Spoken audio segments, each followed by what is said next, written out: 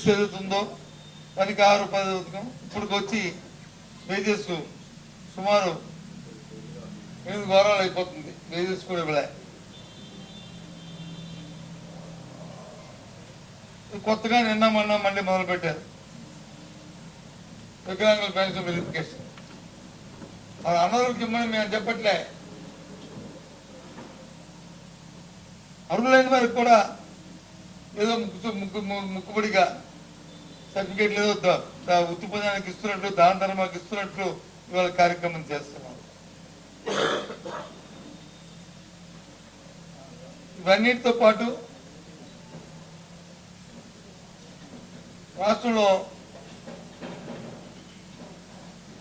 ఏదైనా సరే సమస్య అడిగితే మీరు అబద్ధాలు చెప్తే మీరేమైతే మీరు చర్య తీసుకుని ఏంటి చర్య తీసుకుంటారు? మీరు చెప్పిన అబద్ధాలా? మీరు చెప్తున్న అబద్ధాలు. ముందు చర్య తీసుకుంటే ప్రభుత్వంలో ఉన్న పెద్దలు ఎవరైతే ఉన్నారో, ముఖ్యమంత్రి, మంత్రులు, మీ తాలూకా ప్రజాప్రతినిధులు వాళ్ళ మీద చర్య తీసుకోండి. మీ తాటాకు చెప్పులకి ఎవరు భయపడిపోతే ఎవరు లేరు. ఇక్కడ చర్య తీసుకుంటాం. ఏం చర్య తీసుకుంటాం? మీరేం చెప్పారు స్టీల్ ప్లాంట్ గురించి? ఇవాళ స్టీల్ ప్లాంట్ వచ్చి 32 డిపార్ట్మెంట్స్ ప్రైవేటైజేషన్ చేస్తుంటే దాని మీ తాలూకా క్లారిటీ ఏంటి? మీ తాలూకా విధానం ఏంటి? ఈ ప్రభుత్వం ఏం చేస్తుంది? నిన్న మనం చూశాను, ఏదో ఏటీఎంలో అనుకుంటాను ఒక స్టోరీ, నిజమే. ద్వంద్వ వైఖరి ఉందంటే మాది వైసీపీ పార్టీ. మాకు ద్వంద్వ వైఖరి ఏంటి? మేము క్లారిటీతో ఉన్నాం. విశాఖ ఉక్కు ఆంధ్ర హక్కు ఎట్టి పరిస్థితుల్లోనూ దాన్ని ప్రైవేట్ పదం దాడడానికి వీలు లేదు. ఎంత ఉద్యమానికైనా మేము సిద్ధంగా ఉన్నాం, దాన్ని సాధించుకుంటాం. ఇది ప్రాంతవాసిగా ఇది మా పార్టీ విధానం. ఇదేదో నేను ఇవాళ చెప్తున్న మాట కాదు. అందుకే ఆ రోజు జగన్మోహన్ రెడ్డి గారి ఎన్నికల్లో, మొన్న జరిగిన సాధారణ ఎన్నికల్లో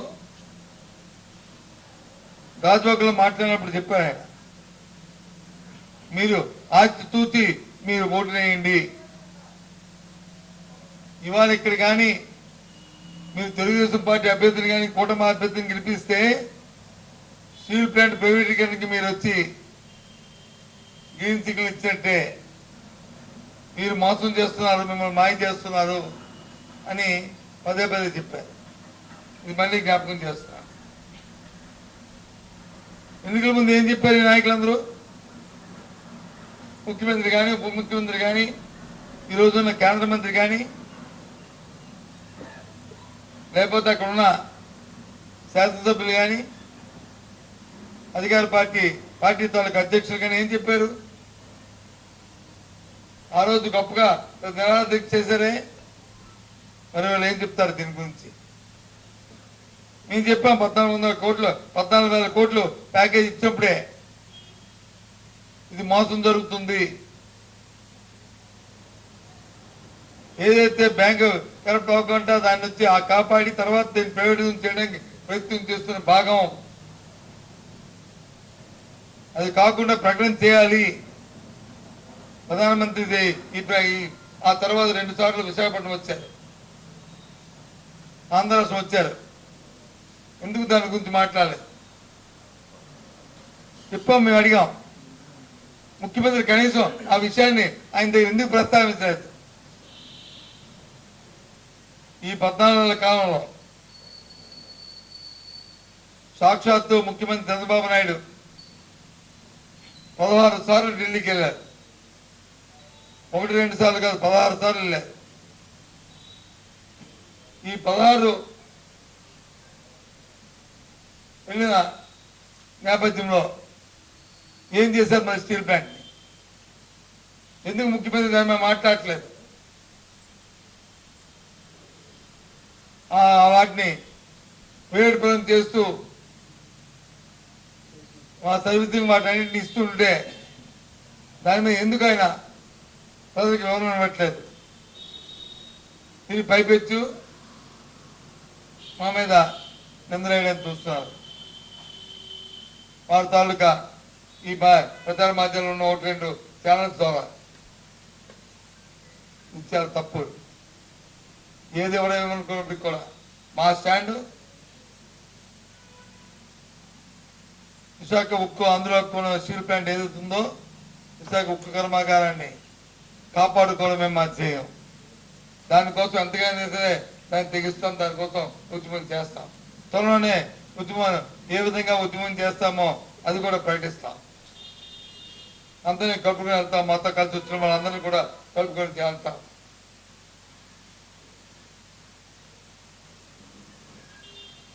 చూస్తాను విన్నామన్నా ఒక మంత్రి ఓ మంత్రులు ఆ పార్టీ అధ్యక్షులు వాళ్ళు ఏదైనా అంటే మీరు కానీ తప్పుగా ప్రజలు తప్పుదో పట్టిస్తే ఏం తప్పు చర్య తీసుకుంటారు? మీరు మీరు చేస్తుంది ఏంటి? ఎక్కడ చూసినా మంత్రుల మీద ఆరోపణలు, శాసనసభ్యుల తాలూకా వ్యవహారాల మీద ఆరోపణలు, మహిళల మీద అత్యాచారాలు, పిల్లల కిడ్నాపులు. ప్రశాంతంగా ఉన్న విశాఖపట్నంలో డ్రగ్స్ మాఫియా పట్టపగలే దౌర్జన్యాలు, హత్యలు. ఎక్కడండి ఇది? ఏమనంటే వైసీపీ 5 సంవత్సరాల వైసీపీ పరిపాలనలో, ఈ 14 నెలల వైసీపీ పరిపాలనలో, 14 నెలల కూటమి పరిపాలనలో ఎన్ని జరిగాయో క్రైమ్ రిపోర్ట్ తెప్పించండి. 5 సంవత్సరాల కంటే 14 నెలల కాలంలో ప్రతి సెక్టార్లో ఎక్కువ జరిగాయో తక్కువ జరిగాయో చూసుకోండి. ఒక 14 నెలల కాలం నేను బెరీ చేయమంటలేదు. 5 సంవత్సరాల కాలం, ఈ 14 నెలల కాలం ఎందుకు వచ్చింది? కారణం ఏంటి అంటే ప్రభుత్వానికి దాని మీద ప్రభుత్వంలో ఉన్న శాఖల మీద పట్టు లేకపోవడం, పట్టుత్వం లేకపోవడం, పర్యవేక్షణ లేకపోవడం. ముఖ్యంగా పోలీసు వ్యవస్థ మీద అయితే పూర్తిగా పట్టుకోల్పోయారు, గాలి కుదిస్తారు. విచ్చలవిడిగా ఉంది ఈరోజు. ఇదేనా పరిపాలన? దీనికి వచ్చి గొప్పగా అంట మంచి పరిపాలన. ఏంటి మంచి పరిపాలన? పత్రిక తిరిగేస్తే, టీవీ చూస్తే, టీవీ ఆన్ చేస్తే లేదు ఏం జరుగుతుందని ఎవరికైనా ఫోన్ చేస్తే అక్కడ వచ్చి అత్యాచారము, లేకపోతే అక్కడ వచ్చి అవినీతి, లేకపోతే అక్కడ వచ్చి దోపిడీ, లేకపోతే ఈ భూమి ల్యాండ్ గ్యాబరింగ్. ఇదా ముంచూపు ఉందా ఈ ప్రభుత్వానికి? రైతు తాలూకా సీజన్ వచ్చినప్పటికి వచ్చి వాళ్ళకి కావాల్సిన ఎరువులు, విత్తనాలు సకాలంలో అందించాలనే బాధ్యత ప్రభుత్వానికి ఎస్మెత్తే ఉందా?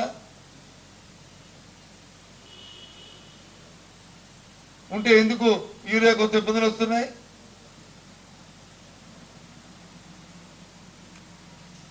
ముంచుపుతో తెలుసుకోవాల్సిన బాధ్యత మీకు లేదా? కొన్ని ఏమైనా కేంద్రంలో ఉంది మీకు వ్యతిరేకమైన ప్రభుత్వమా? వాళ్ళు యూరియా సప్లై చేయకుండా అడ్డుపెట్టి మిమ్మల్ని ఇబ్బంది పెట్టాలని చేయడానికి కాదు కదా. మీ మిత్రపక్షమే కదా. మరి అప్పట్లాగా మాలాగా వచ్చి వైసీపీ పార్టీ అయితే కేంద్రానికి వచ్చి శక్తి ఉందా లేదా అనేది ఆలోచన ఉండడానికి. అయినప్పటికీ మేము దురదృష్టితో ముందు చూపుతో ఎక్కడ ఇబ్బంది లేకుండా డోర్ గ్రామంలోనే రైతు భరోసా కేంద్రాల ద్వారా సప్లై అప్పుడు మేము సరఫరా చేస్తాం. కానీ ఇప్పుడు వెళ్ళి ఆ ప్రైవేటు వ్యాపారస్తుల దగ్గర క్యూలు కట్టుకొని 150 నుంచి 100 రూపాయలు ఎక్కువ ఇచ్చి ఒక యూరియా బస్తా కావాలంటే దాని తోడు దానికి ఇంకొక కాంప్లెక్స్ ఎరువులు కలుపుకొని తీసుకుంటే కానీ అవి కొనే పరిస్థితి ఏంటిది? హడావిడిగా చెప్పారు ప్రభుత్వంలో గొంతులు ఉడిపోయి గొంతులు కప్పియాలి అంతా కూడా 3 నెలల 100 రోజుల కార్యక్రమం ఇదని చెప్పి హడావిడిగా డిప్యూటీ సీఎం గారు చెప్పారు. సీఎం గారు చెప్పారు. ఎక్కడ మీకు ఇక పంచమండి వేసి అనుకోరికైనా ₹1 బిల్లు ఇచ్చారు. పుణ్కి కొన్ని బిల్లు ఇవ్వడం మానేశారంటే మానలే. ఎవరైతే మీకు పెద్ద పెద్ద కాంట్రాక్టులు 8%, 10%, 15% మీకు వచ్చి కమిషన్లు ఇస్తారు, వాళ్ళు బిల్లులు ఇస్తున్నారు. ఎక్కడుంది? 15th ఫైనాన్స్ గ్రామాల్లో వచ్చి మన సర్పంచ్ గ్రామాలకి మీరు రిలీజ్ చేశారంటే రిలీజ్ చేయాలి. 100 కోట్ల బకాయిలు ఉన్నాయి.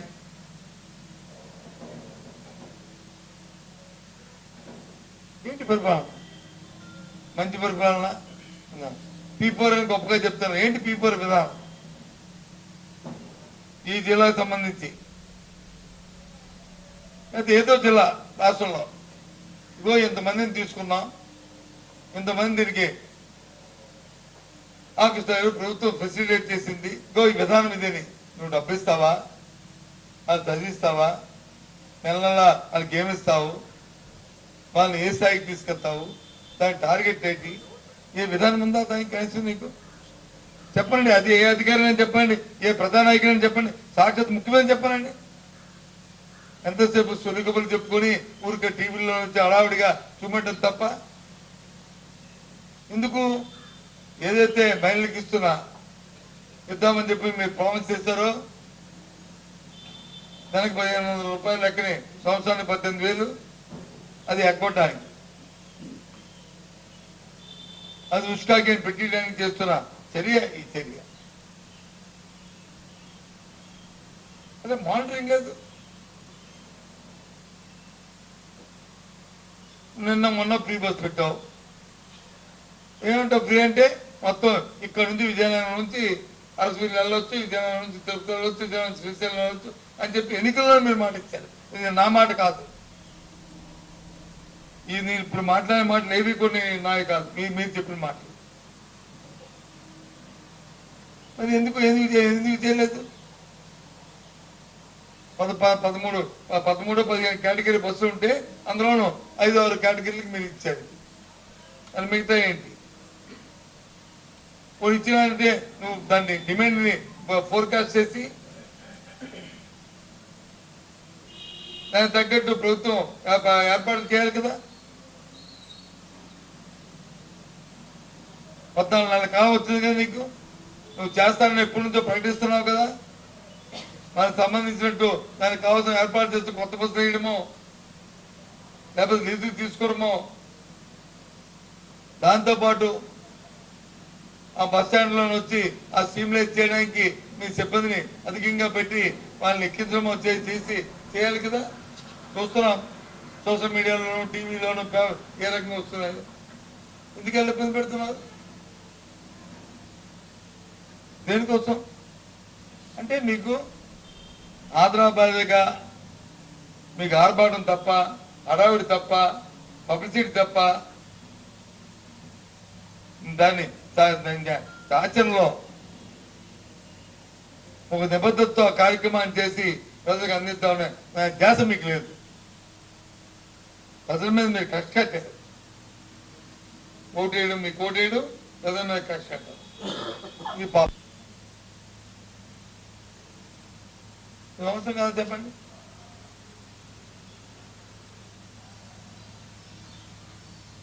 ఏ ఒక్క సెక్టర్, ఏ సెక్టర్ అనేది సుఖం ఉందా? దేనికోసం నాడు స్కూల్ని ఆపారు? ఎందుకు ఆపారు?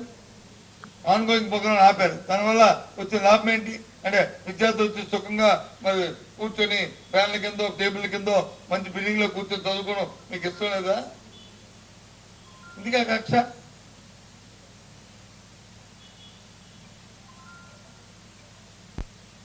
గత 5 సంవత్సరాల్లో గత వృత్తుల్లో ఈ కలుషితాహారం మీద కానీ దీని మీద కానీ విద్యార్థులకి ఎక్కడ ఇన్సిడెంట్ జరిగితే ఎన్ని ఇన్సిడెంట్ జరిగాయో లెక్క పెట్టుకోమనండి. ఈ 14 నెలల కాలంలో ఎన్ని చూసుకోమనండి. ఎందుకు వచ్చాయన్నాడు ఎక్కువ? కారణం ఏంటి? పర్యవేక్షణ లేకపోవడం. దానికి తగ్గట్టు మా మాట తగ్గట్టు చేతలు లేకపోవడం. వాస్తవం కాదా? ఏంటిది? అసలు ల్యాండ్ ఆర్డర్ ఉందా ఈ రాష్ట్రంలో? ఎప్పుడైతే ప్రజలకు మన ఆంధ్ర రాష్ట్ర ప్రజలకి లా బైండింగ్ పీపుల్, పోలీస్ అన్నా అధికారులు అన్నా గౌరవం, భక్తి, భయం అన్నీ ఉన్నాయి. కానీ ఈ ప్రభుత్వం వచ్చిన పోయేవే ఆ భయం, భక్తి. దానివల్లే రోజు అనార్థాలు. ఎందుకు? రాజకీయ ఇన్వాల్వ్మెంట్, వాళ్ళ ప్రమేయం పెరిగిపోతుంది. వ్యవస్థలు వాళ్ళ పని వాళ్ళు చేసుకుని ఇట్లే కింద స్థాయి నుంచి అది పెచ్చిమెరిగిపోయింది. అందుకే ఈ కార్యక్రమం జరుగుతుంది. ఏ విషయం తీసుకున్నా సరే ఒకటి కాదు, రెండు కాదు, ఇది వాస్తవం. అందుకే ఇవాళ మీ ద్వారా ఈ విషయాలన్నీ ఒకసారి ప్రభుత్వం తెలియచేయాలని ప్రభుత్వం డిమాండ్ చేస్తూ, ఇప్పటికైనా బాధ్యతతో మెలగాలని, బాధ్యతగా ప్రవర్తించి ప్రజలకు ఫెసిలిటేట్ చేయమని. ప్రభుత్వం అంటే ప్రజలకు ఫెసిలిటేట్ చేసేది ప్రభుత్వం, ప్రజల మీద స్వారీ చేసేది కాదు.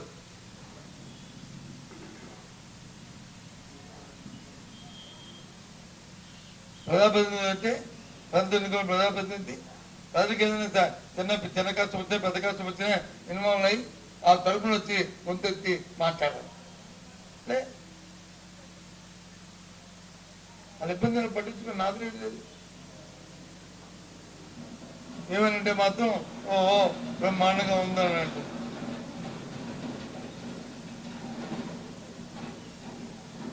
అందుకే మీతో ఈ విషయం ద్వారా మీ ద్వారా ప్రజలకు తెలియజెప్పాలని, ప్రభుత్వం ఒత్తిడి తేవాలనే ఇవాళ ఈ పత్రికా సమావేశం పెట్టాం. శాంతి కోసం చూడాలి. చాలా ఇబ్బందికరమైన పరిస్థితి ఉంది. అవినీతి పెంచిపోయింది, ప్రజాప్రతినిధుల ప్రమేయం ఎక్కువైపోయింది. తద్వారా ప్రజలకు చాలా విపరీతమైన ఇబ్బందులు వస్తున్నాయి.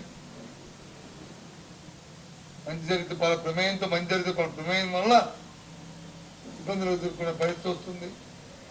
ఎక్కడ చూసినా దాని నుంచి ఆత్మహత్యలు చేసుకునే పరిస్థితి ప్రజలకు వస్తుంది. ముఖ్యంగా మహిళలకి వస్తే ఇంకా ఎక్కువ వస్తుంది.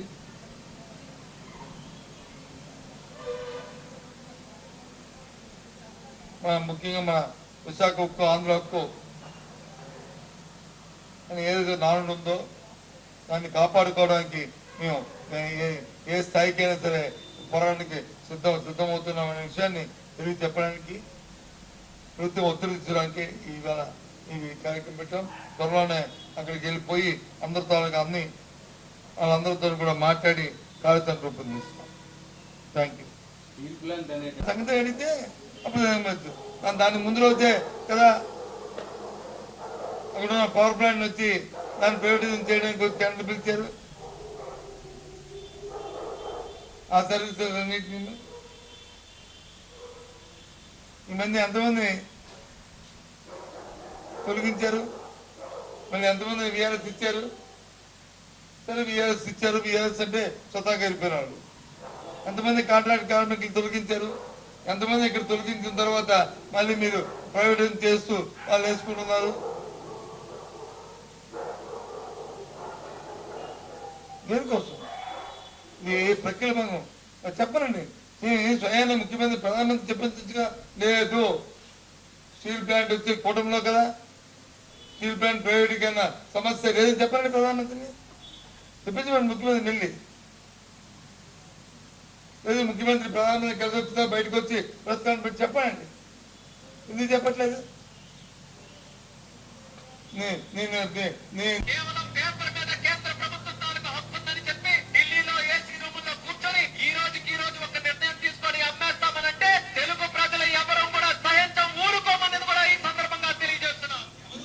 ఉన్నారు కదా, ఎప్పుడు చెప్పేది ఎన్నికల ముందు.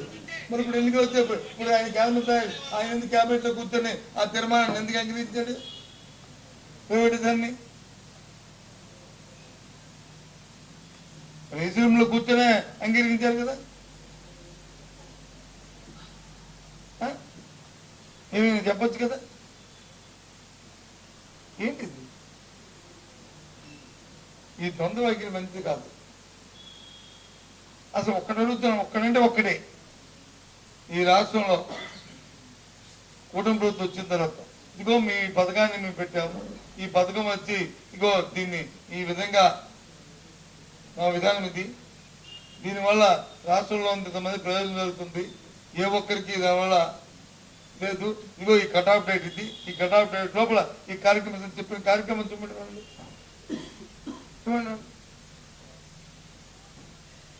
ఒప్పుకుంటాం. ఇప్పుడు మీరు చెప్పిన 4,000 పెన్షనే, 4,000 పెంచారు, పెంచిన తర్వాత అందరికి ఇవ్వాలి కదా. గత ప్రభుత్వంలో ఏం చేస్తాం, జనవరి జూలై ఎవరైతే అర్హులున్నా అందరినీ యాడ్ చేసి అందరికి ఇచ్చాం కదా. ఇప్పుడు 14 నెలల కాలం అప్పటికి ఇచ్చే అర్హులున్నాడు పెన్షన్. తెచ్చిపోతున్నారు, అర్హత లేదో తీసేయండి, మీ అభ్యర్థం లేదు. మరి ఉన్నాడికి సాక్షాత్ చచ్చిపోయిన మహిళకి, భర్త చనిపోయిన మహిళకి ఇచ్చిన పెన్షన్ కూడా పెన్షన్ భర్త చనిపోతే తప్ప భర్త మహిళకి ఎక్కడ ఇచ్చారు? ఏ స్కీమ్ అని చెప్పండి, అయినా చెప్పాను కదా, తల్లికి వందనం. మరి ఇది కేంద్రం డబ్బులు ఉన్నారు లేదు, మరి 1,50,000 కోట్ల లక్షల మీరు వచ్చి అప్పు చేశారు, మరి ఎవరికి ఇచ్చారు డబ్బు? మన అందరికి మొన్న 7,000 ఇచ్చారు, ప్రభుత్వం ఇచ్చిన గవర్నమెంట్ ఆఫ్ ఇండియా ఇచ్చింది కలుపుకొని. మరి ఆ డబ్బులో మరి 50,000 మంది ఎందుకు తగ్గించావు? కొన్ని 50,000 మంది అర్హత లేని వాళ్ళు 10,000 20,000 ఉన్నారు, ఓకే. మరి మిగతా 30,000 ఎక్కడ? ఎందుకో బస్తా యూరియా లేకపోతున్నాం, ఎందుకు బ్లాక్ లో కొనుక్కో పరిస్థితి ఎందుకు? ఏంటి ఎక్కడుంది? ఏ కార్యక్రమాన్ని మీరు పూర్తిగా మీరు నిర్వర్తిస్తున్నారు చెప్పండి. విద్యలో వచ్చి ఎంతో పెద్ద గొప్పగా చెప్పారు, ఇవాళ ఇంగ్లీష్ మీడియం అన్నారు, మళ్ళీ వెనక్కి తిరిగి భూమి ఉంటుంది, మళ్ళీ ఇప్పుడు అటు ఇటుకో మధ్యకి వచ్చారు, సిబిఎస్ తొలగించారు, టోపులో ఇంగ్లీష్ విద్యా విధానం దాన్ని మధ్య తీశారు.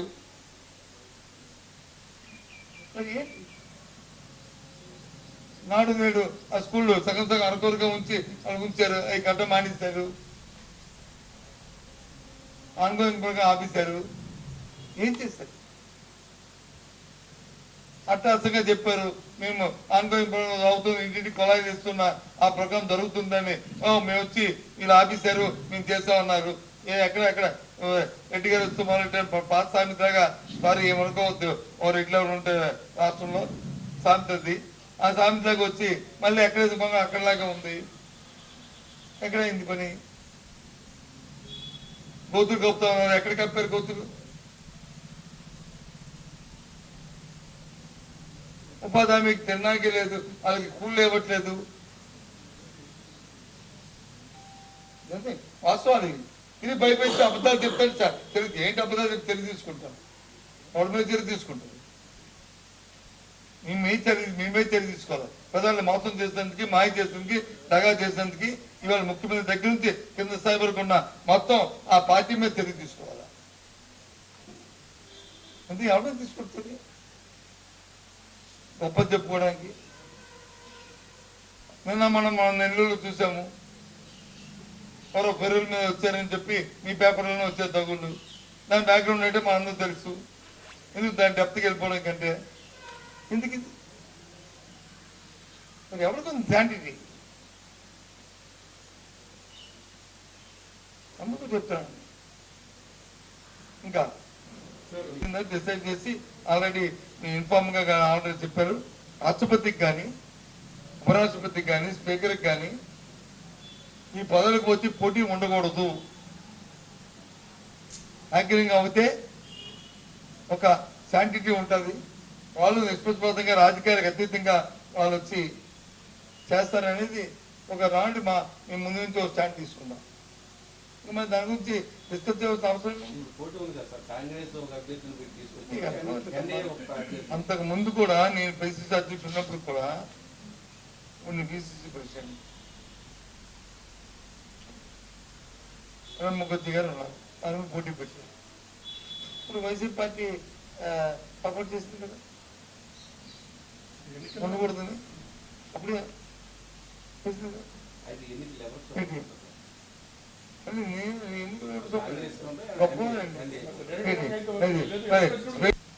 అంతకుముందు మరి ప్రభుత్వంలో మరి స్పీకర్ గా ఉన్న అప్పుడు శివప్రసాద్ కి సపోర్ట్ చేయదా? అధికార పార్టీ కాదు, దాని పోటీ ఉండకూడదు. క్లారిటీగా నెంబర్ గేమ్ ఉన్నప్పుడు చూస్తూ చూస్తూ మళ్ళీ పోటీ పెట్టడం ఎందుకు అనేది మా అభిప్రాయం. ఉంటే ఉన్నాయి మరి తప్పు కదా అనేది మా అభిప్రాయం. తప్పు కదా అని ఇంకెవరికైనా ఇంక మొత్తం గుర్తుంటే మొత్తాడిగా ఉంటున్నప్పుడు ఇంకా దానికి ఎందుకు ఏదో పోటీ పెట్టామని చెప్పి ఆ స్థానాన్ని కించపరచడం ఎందుకు? అది మా పార్టీ స్టాండ్. దూరంగా ఎందుకుంటారు? దూరంగా ఎందుకుంటారండి? ప్రజాస్వామ్యంలో వచ్చి ఓటు అనేది ఒక పవిత్రమైన అంశం, దానికి దూరంగా ఎందుకుంటారు? ఇంక చెప్పండి. మీ బుర్ర పని చెప్పి నేనేం చేయలేను, మరి మీ బుర్రల పని చెప్పి నేనేం చేయలేను. I'm sorry, don't think otherwise. లేకపోతే వాళ్ళు విత్డ్రా చేసుకుంటాను. నేనేం చెప్పి నేను చెప్తాను కదా. చూసుకోండి, ఈ 14లో జరిగిన అనర్థాలను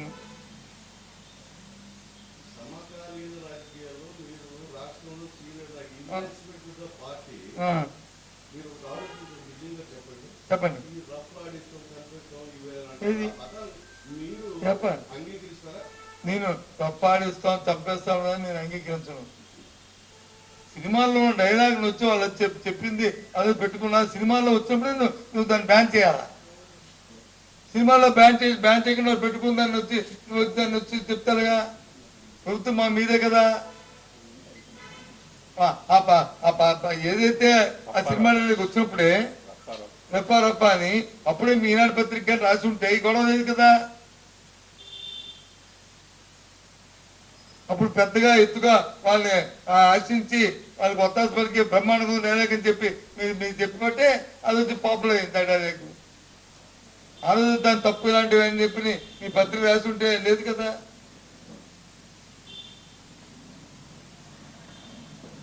అదైనా వాస్తవం రాస్తే బాగుంది కదా. మీరు నిన్న వాస్తవం రాసినప్పుడు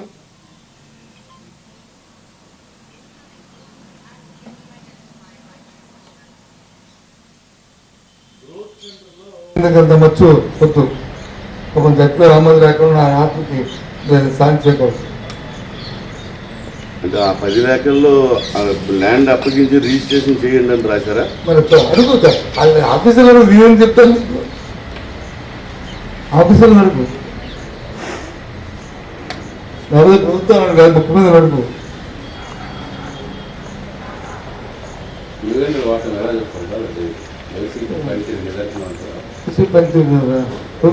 ప్రభుత్వం తాలూకా పనితీరు నిరసనం దౌర్జన్యానికి, చట్టాన్ని చేతులు తీసుకోవడానికి, ఎన్నికల ప్రక్రియను అపస్యం చేయడానికి, ప్రజాస్వామ్యాన్ని ఏ విధంగా కాంగ్రెస్ చెప్పడానికి నిరసన. సార్, అమరావతి నేటి మునిగిందని వార్తలు వస్తున్నాయి. అది ఫోటోలు కూడా వేస్తున్నారు. అయినా కూడా అమరావతి మీద తప్పుడు వార్తలు ప్రచురిస్తున్నారు, కేసులు పెడతాం. అదే చెప్తాను కదా, చెప్తుంది అదే. అమరావతి ముంపు లేకపోతే అమరావతి లేకపోతే ఈ 14 కాలంలో పదసారి ఎప్పుడు లాస్ట్ టైం మొదటి వచ్చినప్పుడు వచ్చి పైన చాలకట్టు కట్టాలని చెప్పారు. ఎందుకు? అవి ముంపు అయిపోతుందని. తర్వాత దాని గురించి మర్చిపోయారు. మళ్ళీ ఇప్పుడు మళ్ళీ ఆనకట్టు కట్టారు. ఎందుకు కట్టాలంటారు? ముంపు లేకపోతే నీళ్ళు వచ్చి నీళ్ళు ముంపు అంటే మొత్తం కట్టిన ఎమ్మెల్యే కోర్స్ కట్టిన 5 అంతస్తులు మునిగిపోయిందని కాదు. అక్కడికి వెళ్ళడానికి వీలు లేకుండా మొత్తం అంతా నీళ్ళు వచ్చేసింది, అడుగు 2 అడుగులు 3 అడుగులు 4 అడుగులు లోతుతో ముంపు అయిందని అని చెప్పడం. బుర్రపెట్టి ఆలోచిస్తే ఆ ప్రభుత్వంలో పెద్దలు అర్థమవుతుంది. ఎంతసేపు ఎదురుదాడి చేయడం కాదు. ఎదురుదాడి మాని ఎవరైనా మాట్లాడినప్పుడు దానిలో వాస్తవం ఎంత తెలుసుకుంటే తెలుస్తుంది. ఏం చర్య తీసుకో చెప్తే కదా. ఎస్, మొన్న వచ్చిన వర్షాల్లో 2-3 అడుగుల మేరకు మొత్తం నీటితో అంతా ముంపు అయిపోయింది. తీసుకోమండి చర్య, తీసుకోమండి. దేవత మీద నామకెళ్ళి కడతాను. మరి ఈ ఎన్నేళ్ల కాలంలో ఆ విషయం మర్చిపోయి మరి ఇప్పుడు ఎందుకు వచ్చింది మీకు ఆలోచనలో ప్రభుత్వ పెద్దలకి? వెళ్ళిపోతారు ఎవరైనా సరే, నేను మాట్లాడి కేసులు